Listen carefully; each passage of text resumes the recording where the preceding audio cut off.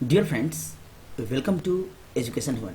मैं assistant professor Arun Prakash आपके अपने यूट्यूब चैनल शिक्षा स्वर्ग में आपका स्वागत करता हूं। फ्रेंड्स, आज का सेशन काफ़ी इम्पोर्टेंट होने वाला है क्योंकि मैं आपको बताऊंगा एक ऐसा टॉपिक जिससे लगभग सभी कॉम्पिटिटिव एग्ज़ाम में आपसे प्रश्न पूछे जाते हैं, और वो टॉपिक है आपका 5 ईयर प्लान यानी कि पंचवर्षीय योजना। सभी प्रतियोगी परीक्षा में इससे 1 या 2 मार्क्स पूछे जाते हैं। तो मैं आपको आज के इस वीडियो में पूरा 5 ईयर प्लान के बारे में बताऊंगा। आप जानते हैं कि इसके जगह पे नीति आयोग आ गया है, तो मैं सेकेंड लेक्चर में उसको कवर करूंगा। तो आज हम देखेंगे पंचवर्षीय योजना, टू द पॉइंट, वही प्रश्न देखेंगे जो आपसे एग्जाम में पूछे जाते हैं। चलिए, तो पंचवर्षीय योजना क्या है? पंचवर्षीय योजना, इसी में आपका आंसर छुपा हुआ है। पंचवर्षीय यानी कि 5 वर्षों का प्लान। कितना वर्षों का? 5 वर्षों की योजना, ठीक है, बनाई जाती है। 5 वर्ष में जो है क्या करना है, किस डिपार्टमेंट पे कितना खर्चा करना है ना, कैसे विकास होगा, कैसे हमारी भारत की अर्थव्यवस्था अच्छी होगी, है ना, इन सब चीज़ों के लिए जो है 5 वर्षों के लिए जो योजना बनाया जाता था उसको बोलते हैं पंचवर्षीय योजना, ठीक है। और इस योजना को तैयार कौन करता है? तो प्लानिंग कमीशन यानी कि योजना आयोग। कौन करता है? योजना आयोग जो है इसको तैयार करता है, ठीक है, जिसका गठन 15 मार्च 1950 को हुआ। अब प्रश्न आपसे पूछता है कि इसके पदेन अध्यक्ष कौन होते हैं? तो पदेन अध्यक्ष होते हैं आपके प्रधानमंत्री। और जब यह 1950 में बना था तो उस समय कौन थे प्रधानमंत्री? जवाहरलाल नेहरू थे। कौन थे? जवाहरलाल नेहरू। तो सीधा प्रश्न निकलता है, योजना आयोग के प्रथम अध्यक्ष कौन? तो जवाहरलाल नेहरू। एक प्रश्न और निकलता है यहाँ से, उपाध्यक्ष। उपाध्यक्ष कौन थे प्रथम? तो आप जान लीजिए, गुलजारी लाल नंदा। गुलजारी लाल नंदा ये जो है प्रथम उपाध्यक्ष थे। अब जो आपका योजना आयोग सब कार्य किया, इसकी अंतिम मंजूरी के लिए जो है एक परिषद तैयार किया गया जिसको बोलते हैं हम एनडीसी यानी कि नेशनल डेवलपमेंट काउंसिल। हिंदी में कहे तो राष्ट्रीय विकास परिषद। क्या है? राष्ट्रीय विकास परिषद। ये आपका देखता है कि क्या जो पंचवर्षीय योजना आया इसमें कितना लागू हुआ, क्या हम लोग अचीव किए। तो अंतिम मंजूरी का कार्य आपका कौन करता है? एनडीसी यानी कि नेशनल डेवलपमेंट काउंसिल, जिसका गठन 6 अगस्त 1952 को हुआ। कब हुआ? 6 अगस्त 1952 को। तो चलिए शुरू करते हैं हम लोग पंचवर्षीय योजना। प्रथम पंचवर्षीय योजना। तो पंचवर्षीय योजना शुरू करने से पहले हम लोग क्या देखेंगे? History of 5 year plan. क्या इसका इतिहास है, इसके हम बैकग्राउंड को देखेंगे। 1944 में उद्योगपतियों का एक समूह एकजुट हुआ जिससे भारत में नियोजित अर्थव्यवस्था की स्थापना हुई एवं संयुक्त प्रस्ताव तैयार किया गया। इसी को हम बॉम्बे प्लान कहते हैं। क्या कहते हैं? बॉम्बे प्लान। जोसेफ स्टालिन वो प्रथम व्यक्ति थे। कौन? जोसेफ स्टालिन, जिन्होंने सोवियत संघ में वर्ष 1928 में पंचवर्षीय योजना को लागू किया था। और भारत ने पहली अर्थव्यवस्था के निर्माण और विकास को प्राप्त करने के लिए स्वतंत्रता के बाद जो है पंचवर्षीय योजना प्लान की शुरुआत की। ये थी आपको थोड़ा सा इसका बैकग्राउंड, ठीक है। अब हम देखते हैं इसकी अवधारणा क्या है, यानी कि concept of 5 year plan. Bharat सरकार अपनी ओर से जो दस्तावेज तैयार करती है वो 5 वर्षों के लिए करती है, जिसमें वो अपनी आमदनी और खर्च पर योजना बनाती है। 1951 से 2017 तक भारतीय अर्थव्यवस्था का मॉडल पंचवर्षीय योजनाओं पर आधारित नियोजन की अवधारणा पर आधारित था। आप जानते हैं कि इसके बाद आ गया नीति आयोग। कब आया? 2015 में नीति आयोग को योजना आयोग की जगह जो लाया गया, जो थिंक टैंक के रूप में काम करती है, ठीक है। पंचवर्षीय योजना जो तैयार करना, उसको कार्यान्वित करना, उसको विनियमित करना, ये सब योजना आयोग नामक संस्था के द्वारा किया जाता था, जिसको मैंने आपको बताया। इस योजना आयोग का गठन कब हुआ था? 15 मार्च 1950। कब हुआ था? 15 मार्च 1950 को हुआ था। चलिए चलते हैं पंचवर्षीय योजना। प्रथम पंचवर्षीय योजना हेरोड डोमर मॉडल पर आधारित है। किस पे आधारित है? हेरोड डोमर मॉडल पर। और इसका जो थीम है कृषि में आत्मनिर्भरता। इसमें जो फोकस किया गया वह बेसिक इंफ्रास्ट्रक्चर इसमें फोकस किया गया। प्रथम पंचवर्षीय योजना को प्रधानमंत्री जवाहरलाल नेहरू ने भारतीय संसद में प्रस्तुत किया था। प्रथम पंचवर्षीय योजना में कौन कौन सी परियोजना लाई गई तो आप याद रखेंगे, भाखड़ा नांगल परियोजना, दामोदर घाटी परियोजना, हीराकुंड परियोजना, इस सबको लाया गया। 1952 में सामुदायिक विकास प्रोग्राम भी 2 अक्टूबर 1952 को आया था, जो कि फ्लॉप कर गया। उसके बाद उसके जगह पे पंचायती राज बाद में आया। इसमें जो लक्षित विकास दर था वह था 2.17% और विकास दर की जो प्राप्ति हुई हमें 3.6% हुई। कितना हुई? 3.6%। आप याद रखेंगे इसको। इसी में आप याद रखेंगे बहुउद्देशीय नदी घाटी परियोजनाओं को आधुनिक भारत का मंदिर कहा। किसने कहा? याद रखेंगे आप, आधुनिक भारत का मंदिर। इसमें जो बहुउद्देशीय परियोजना आई जैसे भाखड़ा नांगल, दामोदर घाटी, हीराकुंड परियोजना, ये सब, इसको आधुनिक भारत का मंदिर किसने कहा? तो जवाहरलाल नेहरू ने कहा। इसको याद रखेंगे। तो इतने आपको प्रथम पंचवर्षीय योजना से प्रश्न निकलते हैं। नेक्स्ट है आपका द्वितीय पंचवर्षीय योजना यानी सेकेंड 5 ईयर प्लान, जो कि आपका 1956 से लेकर 61 तक। यह कौन से मॉडल पर आधारित थी? तो पीसी महालनोबिस मॉडल पे आधारित थी। इसका थीम क्या था? उद्योगों का विकास अर्थात तीव्र औद्योगिकरण। प्रथम में मैंने आपको क्या बताया? कृषि पर मुख्य बिंदु था, वहां कृषि पर ध्यान देना।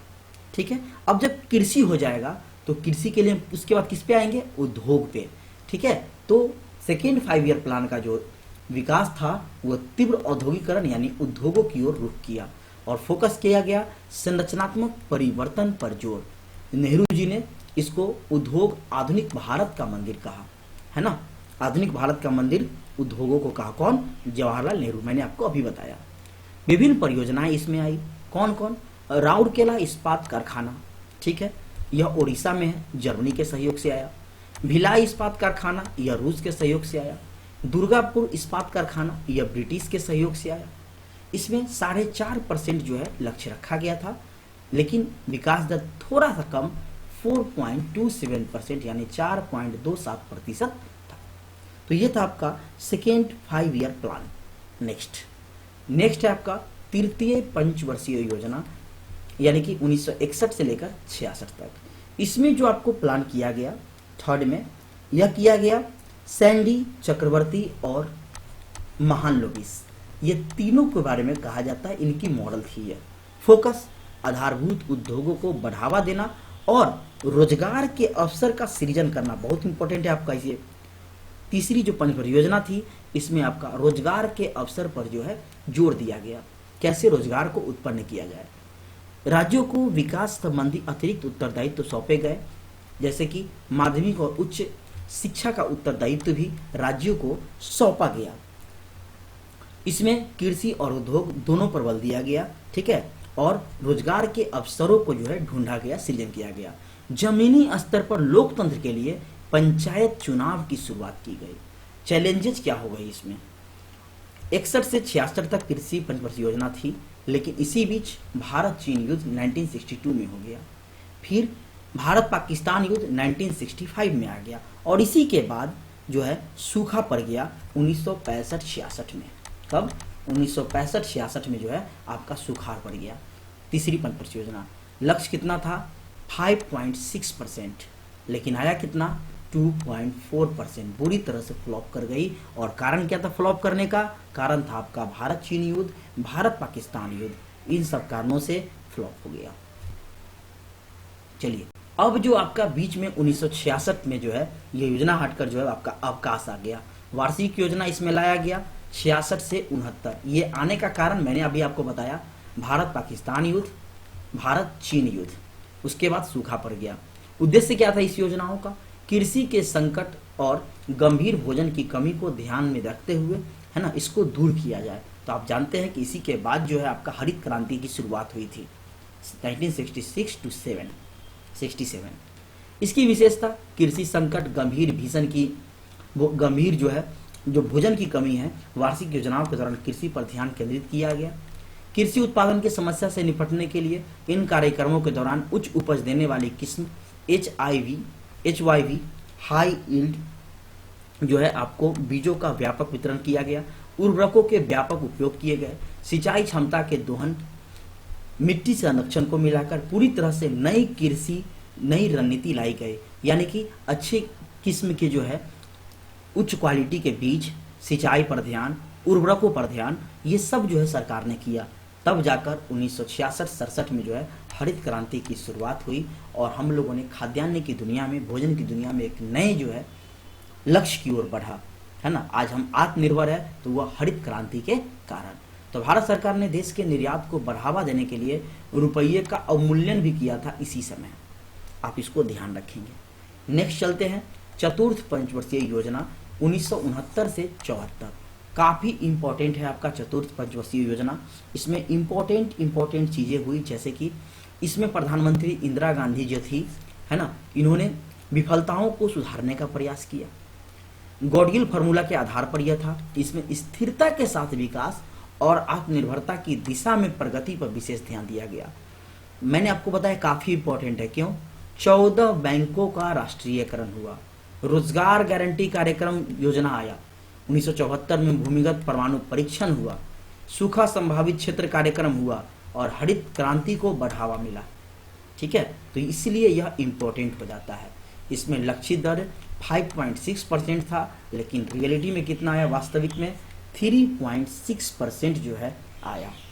क्लियर? अब चलते हैं नेक्स्ट पंचवर्षीय योजना, पांचवी पंचवर्षीय योजना की ओर, जिसको में रोजगार बढ़ाने, गरीबी उन्मूलन यानी गरीबी हटाओ का नारा इसमें दिया गया। आपसे पूछा जाता है गरीबी हटाओ का नारा किस पंचवर्षीय योजना में आया? तो पांचवी पंचवर्षीय योजना में। और यह किस मॉडल पे आधारित थी? तो याद रखिएगा, डीपी धर, इस मॉडल पे यह आधारित थी। और उद्देश्य क्या था?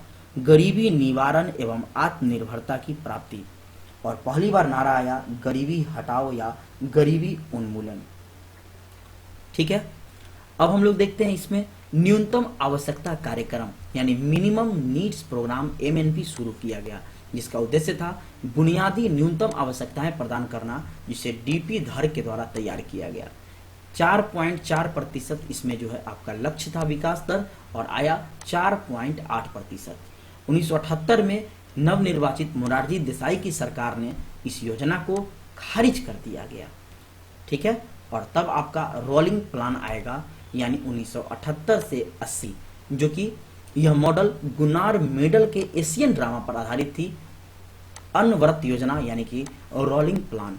भारत में अनवरत योजनाओं की अवधि 1978 से 80 थी। इसे हम लोग रोलिंग प्लान के भी नाम से जानते हैं। अनवरत योजना 1977 से 78 में पांचवी पंचवर्षीय योजना को बंद करके जनता पार्टी की सरकार के द्वारा लाया गया था। इंदिरा गांधी की सरकार ने पुनः 1980 में इसको समाप्त कर छठी पंचवर्षीय योजना का शुभारंभ किया। आप जानते हैं यह सरकार आई, है ना, और फिर जो है दोबारा कौन सी सत्ता में आ गई? इंदिरा गांधी की सरकार आ गई। ठीक है, तो ये था आपका अनवरत योजना। नेक्स्ट चलते हम लोग छठी पंचवर्षीय योजना, जो कि आगत निर्गत मॉडल पर आधारित है। फोकस था रोजगार में वृद्धि करना। क्या था? रोजगार में वृद्धि करना और गरीबी उन्मूलन। इसी दौरान जो है इसमें यहाँ एक बैंक इंपॉर्टेंट जो कि नाबार्ड की स्थापना की गई। कब की गई? तो 1982 में की गई। 12 जुलाई, पूरा पूछिएगा, 12 जुलाई 1982 को नाबार्ड की स्थापना हुई शिवरामन समिति की अनुशंसा पर। जनसंख्या वृद्धि को नियंत्रित करने के लिए परिवार नियोजन कार्यक्रम भी आया। इसमें जो है लक्षित विकास दर जो है 5.2% था और वास्तविक में कितना आया? 5.7%। इसका अर्थ है कि यह पंचवर्षीय योजना जो है क्या रही? सफल रही। तो छठी पंचवर्षीय योजना से आप इतने प्रश्न याद रखेंगे। नेक्स्ट है आपका सातवीं पंचवर्षीय योजना, जो कि 1985 से आपका 90 रहा। यह योजना प्रधानमंत्री राजीव गांधी के कार्यकाल के दौरान प्रस्तुत की गई। इसने प्रौद्योगिकी के उपयोग के माध्यम से औद्योगिक उत्पादकता के स्तर में सुधार पर जोर दिया। अन्य उद्देश्यों में इसमें आर्थिक उत्पादकता में वृद्धि, खाद्यान्न उत्पादन में वृद्धि, सामाजिक न्याय प्रदान करना, लोगों को रोजगार उत्पन्न करना, है ना, ये सब इसमें शामिल था। इसमें गरीबी विरोधी कार्यक्रम, आधुनिक प्रौद्योगिकी के उपयोग, और भारत को एक स्वतंत्र अर्थव्यवस्था बनाना, इस पर विशेष बल जो है दिया गया। इसमें जो विकास दर था वह आपका 5% लक्ष्य था और आया कितना, वास्तविक में 6.01%, यानी कि लगभग 6% जो है रही। क्लियर। इसी में जो है आप याद रखिए 1989 में 1989 में जो है जवाहर रोजगार योजना इसी में शुरू हुआ था। कौन सी? जवाहर रोजगार योजना। एक प्रश्न और भी आप याद रखेंगे, गरीबी की माप सबसे पहले इसी योजना के दौरान हुआ और वो हुआ था लकड़वाला समिति के द्वारा। कौन सी समिति? लकड़वाला समिति। आप याद रखेंगे गरीबी की माप के लिए जो है सबसे पहले यही समिति आई थी। और मैंने बताया 1989 में जवाहर रोजगार योजना आया। कौन सा? जवाहर रोजगार योजना। तो आप इतने प्रश्न इससे आप याद रखेंगे 7वीं पंचवर्षीय योजना से। नेक्स्ट है आपका 1990 से 92 वार्षिक योजना अवकाश रही। 8वीं पंचवर्षीय योजना 1990 में शुरू नहीं हुई थी। बाद के वर्षों में 90 से 91 और 91 से 92 यानी कि वार्षिक योजना जो है शुरू हुई। इसका कारण काफी हद तक क्या था? आर्थिक अस्थिरता था। भारत को इसी दौरान विदेशी मुद्रा भंडार पे जो है संकट का सामना करना पड़ा था। और यह जो आपका इसमें जो है प्रधानमंत्री पीवी नरसिम्हा राव के नेतृत्व में अर्थव्यवस्था की समस्या से निपटने के लिए भारत में एलपीजी, काफी बार आपसे बैंकिंग हो, एसएससी हो, पीसीएस हो, सब में पूछा गया आपका जो प्रश्न है एलपीजी यानी कि लिबरलाइजेशन, प्राइवेटाइजेशन और ग्लोबलाइजेशन, उदारीकरण, निजीकरण और वैश्वीकरण की शुरुआत हुई 1991 में। काफी इंपॉर्टेंट है आपका ये, आप इसको ध्यान रखेंगे। नेक्स्ट है आपका 8वीं पंचवर्षीय योजना 1992 से 97। इसमें जो है यह मॉडल किस पर थी? John W Miller model. John W Miller model पर यह आधारित थी। याद रखेंगे कौन से मॉडल पे? जॉन डब्ल्यू मिलर मॉडल पर यह आधारित थी। इसमें प्राथमिकता किसको दिया गया? मानव संसाधन के विकास पर। किस पे? मानव संसाधन के विकास पर। 8वीं पंचवर्षीय योजना में जो है उद्योगों के आधुनिकीकरण को बढ़ावा दिया गया। 1 जनवरी 1955 को भारत विश्व व्यापार संगठन यानी वर्ल्ड ट्रेड ऑर्गेनाइजेशन का सदस्य बना। इसके लक्ष्य जनसंख्या वृद्धि को नियंत्रित करना था, गरीबी को कम करना था, रोजगार का सृजन करना था, बुनियादी ढांचे बेसिक चीजों को मजबूत करना था, पर्यटन को प्रबंधन करना था, मानव संसाधन विकास पर विशेष ध्यान देना था। इसने विकेंद्रीकरण के माध्यम से पंचायतों और नगर पालिकाओं को शामिल करने पर भी इसमें जोर दिया गया। और इसमें जो 5.6% लक्ष्य था इससे ज्यादा हुआ और 6.8% यानी 6.8% जो है जिसका हम लोगों को अंदाजा नहीं था उतना इसमें जो है वृद्धि हुआ और 6.8% इसका रहा। तो चलते हैं अब नेक्स्ट पंचवर्षीय योजना 9वीं पंचवर्षीय योजना की ओर, जो कि 1997 से 2002 तक रहा। इसमें स्वतंत्रता के बाद भारत के 50 वर्षों को चिन्हित किया गया और अटल बिहारी वाजपेयी ने प्रधानमंत्री का पद का नेतृत्व किया। गरीबी के पूर्ण उन्मूलन के लक्ष्य को प्राप्त करने के लिए सामाजिक क्षेत्रों हेतु समर्थन की पेशकश की और आर्थिक विकास सुनिश्चित करने के मामले में सार्वजनिक और निजी क्षेत्रों ने संयुक्त रूप से इसका प्रयास किया। तीव्र विकास और लोगों के जीवन की गुणवत्ता के बीच संबंधों को संतुलित करने पर भी ध्यान केंद्रित किया गया। इसके अलावा अन्य उद्देश्यों में सामाजिक रूप से वंचित वर्गों को सशक्त बनाना, आत्मनिर्भर बनाना, देश के सभी बच्चे को प्राथमिक शिक्षा, ये इंपॉर्टेंट है आप ध्यान रखेंगे, 9वीं पंचवर्षीय योजना में प्राइमरी टीचिंग पर विशेष ध्यान दिया गया, प्राथमिक शिक्षा उपलब्ध कराने को कहा गया। इस योजना की रणनीतियों में आत्मनिर्भरता हासिल करने के लिए निर्यात की उच्च दर में वृद्धि करना, तीव्र विकास के लिए दुर्लभ संसाधनों का कुशल उपयोग आदि शामिल थे। इसमें 7.1% जो है अनुमानित किया गया था विकास दर, थोड़ा कम इससे रहा, 6.8% जो विकास दर गया। आप इसको ध्यान रखिए। तो 9वीं पंचवर्षीय योजना से इतना इंपॉर्टेंट आपका प्रश्न था, जिसका उद्देश्य ही क्या था? सामाजिक न्याय और समानता के साथ आर्थिक विकास। और यह किस मॉडल पे आधारित था अगर पूछे तो आप याद रखिए आगत निर्गत मॉडल पे यह आधारित था। नेक्स्ट 10वीं पंचवर्षीय योजना। इस योजनाओं की विशेषताओं में समावेशी तथा समान विकास को बढ़ावा दिया गया। प्रति वर्ष 8% जीडीपी विकास दर का लक्ष्य रखा गया। इसका उद्देश्य गरीबी को 50% तक कम करना, 80 मिलियन लोगों के लिए रोजगार का सृजन करना, इसके अलावा इसका उद्देश्य था क्षेत्रीय असमानताओं को कम करना। 2007 तक शिक्षा और मजदूरी दरों में लैंगिक अंतराल को भी कम करने पर जोर दिया गया और लक्ष्य था 8.1% और गया कितना 7.6%। तो आप इसको ध्यान रखिए। 10वीं पंचवटी कितना 2002 से लेकर 2007। और उद्देश्य पूछे तो सामाजिक न्याय और समानता के साथ आर्थिक विकास यानी गरीबी और बेरोजगारी को समाप्त करना। और इससे एक पॉइंट और याद रखेंगे आप कि अगले 10 वर्षों में प्रति व्यक्ति आय को दुगना करना। कितने वर्षों में?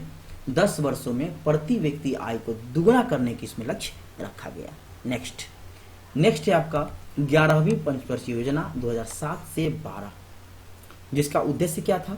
इसका उद्देश्य था तीव्रतम और समावेशी विकास। कई बार आपसे पूछा गया है, तीव्र और अधिक समावेशी विकास इसका मुख्य विषय था।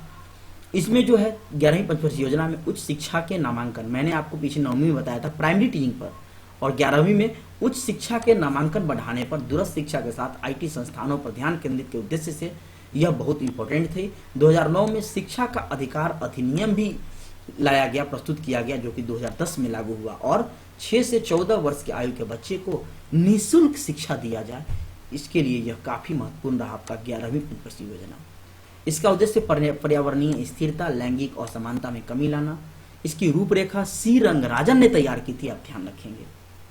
वर्ष 2009 तक सभी को स्वच्छ पेयजल, शुद्ध जल मिले, इस पर भी बल दिया गया।